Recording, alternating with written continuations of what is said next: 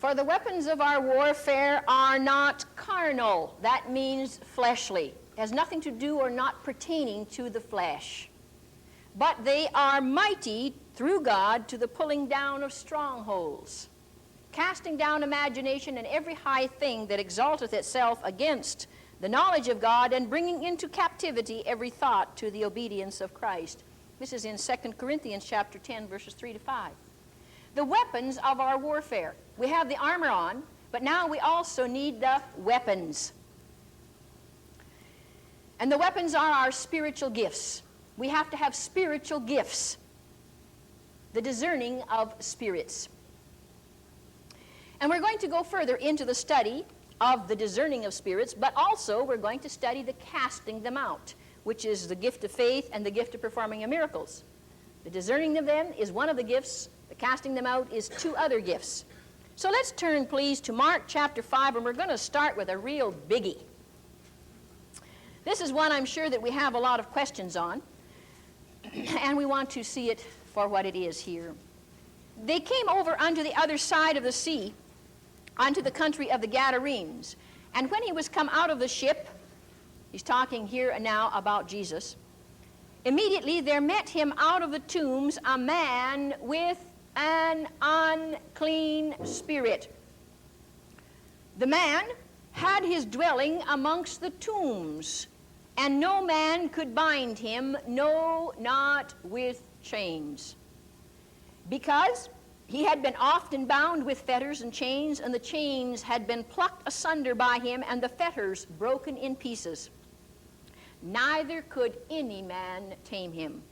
And always, night and day, he was in the mountains and in the tombs, crying and cutting himself with stones. Now, could we just get a picture of this man just before we go any further? You know, we've got to feel for someone who is in torture and in torment. More often than enough, we're prone to push them aside and think, oh, that looks awful, that's horrible, I don't want to get near that person, that's awful. Let's picture him. Let's picture him. I mean, really picture him. It says that he's been out in the tombs. No chain can hold this man. He is powerful, powerful. A person in this kind of a condition, as we know the story already, in essence, you see, his whole body is full of evil spirits. He has a legion of spirits in him, and we're going to look at this. And he's being driven. A person who is being controlled by evil spirits to this extent really is not all that free to do as they would like to. They are driven to the point that now, if you can picture him out in the daytime and at night, he can't even keep clothes on him. They can't keep chains on him to keep him locked up so he won't even hurt himself. But instead, he takes stones off of the ground and he cuts himself with stones. First of all, there would be pain as a result of him cutting himself with stones. He would be crying out because of the pain, the natural pain that he would be feeling. He can't help himself. He's driven to do it. Nobody in their right mind, I said in their right mind, wants to cut themselves. I know there are people who are sadists and all the rest of it, and they torture themselves and torture other people, but they're sick. No one in their right mind wants to torture another person. And so he cuts himself with stones, and he cries out because it's painful. Secondly, there are evil spirits housed in him, and there is also forced utterance. The cries that are coming out of this man's mouth, it literally stands the hair up on the back of your neck. It is weird. It sounds like a dog barking, a baby crying, someone in great pain. It's a mixture of noise, horrible, horrible noise that literally is eerie.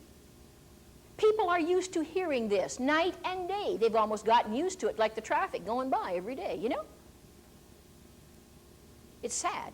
Now, in our day and age, we try to lock them up into places where they can hopefully be treated much better, where they're not going to injure themselves. And oftentimes, if a person is in this way, they have to be taken in a straitjacket. And it takes sometimes 6 men in a paddy wagon to hold them down. That's right. So here is this man, and it's in the summertime. Now you know what it would be like if somebody were cutting themselves with blood, had blood on them, and the flies and all of the insects that would come, and land on them.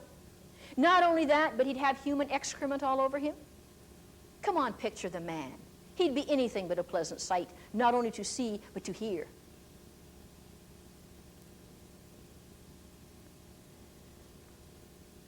The Bible says, when he saw Jesus, he ran and worshiped him. Let me tell you something, that there is no power of darkness, no spirit of hell, either in hell, in the atmosphere, or in a person, that can keep someone from coming to worship Jesus. Oh, bless God. Let me just throw in something for free. You know, this man, being in the condition that he was, being drawn to Jesus, naturally speaking, you would want to, I wish this man wouldn't even come near me, you know. Have you ever stopped to wonder why it is that some people that are so terribly repulsive are drawn to you? You can't get rid of them. You know, they just sort of cling to you, and you think, why are they following me around? I mean, why don't they leave me alone, you know? Did it ever occur to you something? That maybe that person is being drawn to the Spirit of Christ in you? And you think that they're tagging you around and making themselves a nuisance, but really they sense Christ in you, some of that beauty and that radiance and that gloriousness of Christ, and they're being drawn to you because of that, and they don't quite know why they're being drawn to you? Did that ever occur to you? Now, just think what you're going to be able to do about it. Huh?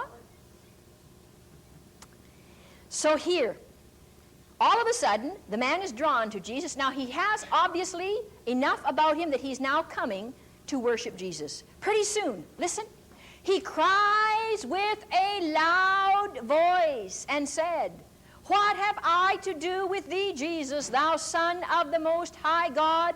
I adjure thee by God that you torment me not." Dirty, dirty devils. Do you know that it is not the man speaking here? It's the dirty devils.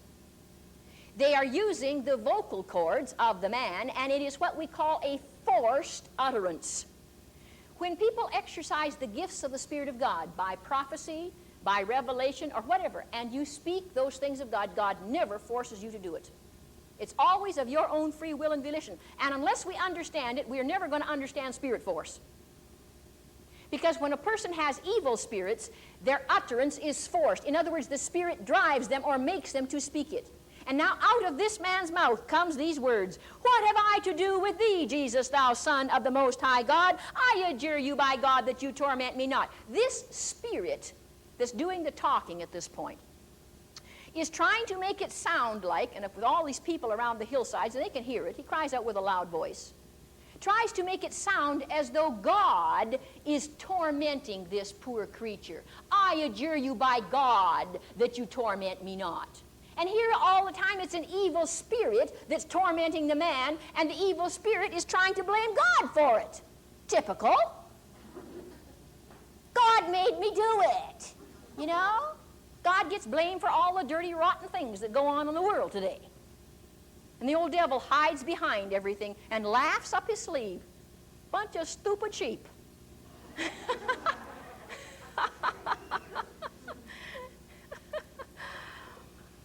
Oh, dear Lord. And Jesus said unto him, "Come out of the man, thou unclean spirit."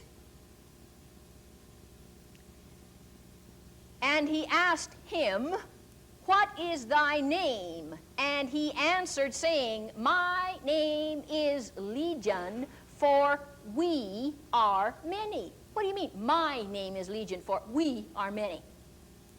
Well, I think here we've got someone standing in front of a microphone who's a spokesman for the crew. We have one fellow who's doing the big talk, and he's the big wig, the big boy. But we have all of the rest who are in the company, you see, that are sort of following along and they're listening to what the big boy is saying. He's the chairman for the crew, really. My name is Legion, for we are many. You following me? Let's go back to this one where it says, Jesus said unto the spirit, come out of the man, thou unclean spirit. I see sometimes people ministering like this. In the name of Jesus, I command you, come out, come out, come out. I command you, come out, come out. In the name of Jesus, in the name of Jesus, in the name of Jesus, come out, come out, come out. Over and over and over and over again. Did you think that God didn't hear you the first time? Maybe the devil didn't hear you the first time. Maybe that's the same way we raise our kids, do you suppose? Our kids didn't hear us the first time we gave the command, so we got to do it again and again. Sorry, I'm sorry. I am sorry. I shouldn't say that. Look, you know, when we start to minister the things of the Spirit and we start casting spirits out, you know, every time I witness in the life of ministry of Jesus Christ, he only makes one command. Some people seem to think you've got to argue with devils night and day. He says, I give you power over a few, all power of the enemy, and you tread on them. I give you power over all power of the enemy. And oh my goodness, the contortions that we go through trying to get these devils out, and we wear ourselves out. There is no place in the Scriptures where we have to wear ourselves out trying to cast out evil spirits. And I believe that all that is necessary, if we're going to put into practice the gift of faith, speaking the word and believing that what is spoken is going to come to pass, and we put into action what Jesus did in his life and his ministry, I do not believe we have to spend hours and hours and hours wrestling with dirty devils. Now you might say, well, why don't some of them come out? I want to give you some teaching on that. It is true. It is true that sometimes we're wrestling against things that we are not aware of all of the ramifications that go into the ministry of casting out of evil spirits. And so I want to clarify many things. We've got a lot of ground to cover on this subject, but it is a beautiful, beautiful subject. We note also, Jesus said, what is your name? Do you think that Jesus wouldn't have known the name? I think he no doubt would have. But oftentimes, and I think what we want to understand here as well, that literally you can talk to evil spirits. I've talked to spirits. And you know the difference between talking to a spirit and talking to the flesh. You know the difference. The spirit will talk back to you, using the vocal cords, even changing the voice in so doing. Now these spirits besought him. That means begged him. So obviously they were arguing just a little bit, or trying to argue, right? That he would not send them away out of the country. There was nigh unto the mountains a great herd of swine feeding. And all of the devils besought him, saying, send us into the swine, that we may enter into them. And forthwith Jesus gave them leave, and the unclean spirits went out and entered into the swine, and the herd ran violently down a steep place into the sea. And they were about 2,000 and were choked in the sea. Let's go back for a moment and just look at this before we go further on this study, because there's a lot to learn in this portion of Scripture. There's something else that I want to clarify here, that if you will go through any of the places where Jesus cast out evil spirits, you will see that Jesus never, ever, ever, ever did command them to go back to hell. Really? Find me one and I'll eat my hat, shirt, and each page here in the book. That's right. Why? Because their end time is not yet.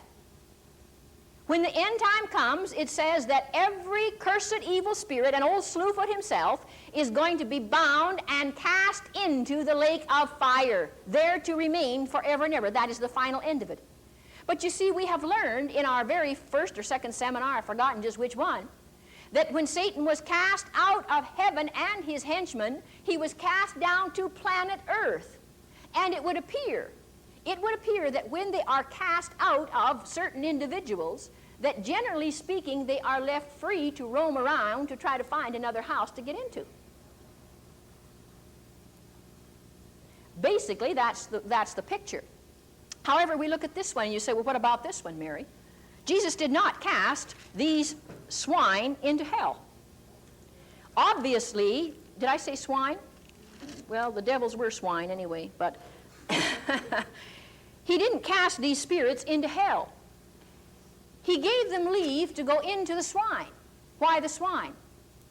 There could be a number of reasons for this. There is also some people standing by. There are many people standing by. Now, with the power and the force that is behind these spirits, housed in this one man, if they can cause a herd of swine to run violently down a steep hill into the deep water, swine do not cotton to deep water. Mud, yes. Plenty of mud, but deep water, no. You see, apparently they have their feet, their cloven feet, when they try to swim, they get them up here underneath their chins and literally break blood vessels, and they will kill themselves if they have to swim too far. So they will not run in violently down into steep water. So the force behind these spirits must have been very violent to get all of these swine to do this.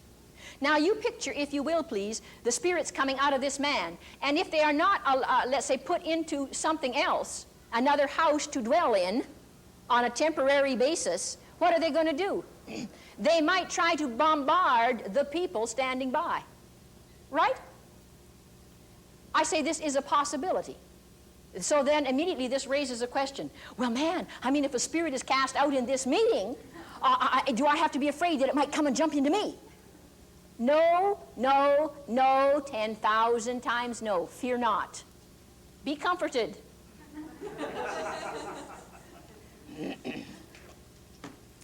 You know, the stories that I have heard and the incidences that I have seen really is enough to write 10,000 books on. And I don't exaggerate. 10,000? No. Well, a few. I never forget this one meeting. This man was ministering, and of course he's starting to cast out some spirits. Well, so-and-so has some spirit, and he's come up to the front, we're going to cast this spirit out. Now he says, what I want you people to do, by all means, keep your eyes closed tight. And then when that spirit comes out, duck under the seats.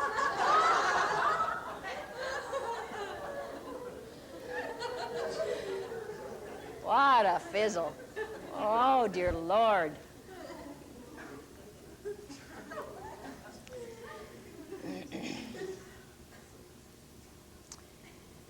Well, I could tell you a few more little goodies, but sufficient to say is this. No spirit can enter a person against that individual's will. If you don't want any spirit to come into this house of yours, then let me tell you, no spirit will get in. You are the one that puts out the welcome mat. Did you know that?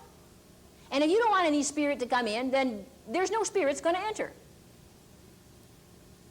One of the doors to opening up the door to a spirit is the spirit of fear.